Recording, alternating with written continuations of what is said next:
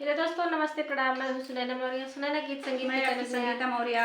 सुनैना गीत संगीत के चैनल में आप सभी का स्वागत है। तो बहुत प्यारा सा चुटकुला नाच गीत लेकर के आए हैं। आप लोग सुनिए और कैसा लगेगा। अच्छा लगे तो लाइक शेयर कमेंट जरूर कीजिएगा और चैनल को सब्सक्राइब कर लीजिएगा और वीडियो को फुल वॉच करके प्यारा सा कमेंट करके बताइएगा।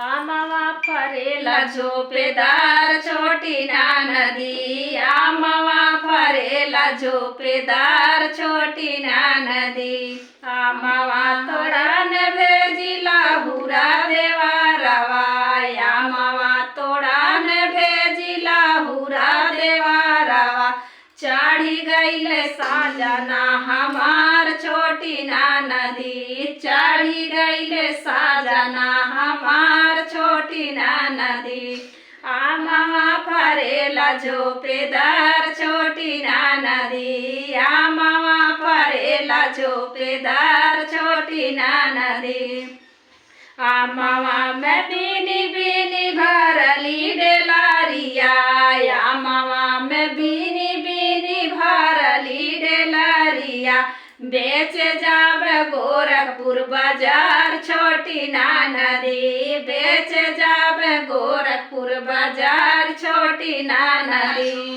आमवा फरेला झोपेदार छोटी ना नदी, आमवा फरेला झोपेदार छोटी ना नदी, आमवा कमोल कर रहिया बटोहिया, आमवा कमोल कर रहिया बटोहिया, दामवा लगा दिलदार छोटी ना नदी, दामवा लगा दिलदार छोटी ना नदी, आमवा फरेला झोपेदार छोटी ना नदी, आमवा फरेला झोपेदार छोटी ना नदी, मीठी मीठी बोलिया बोले जिम्मेदारवा, मीठी मीठी बोलिया बोले जिम्मेदारवा, तू त हमारे बचपन के यार छोटी ना नदी, तू त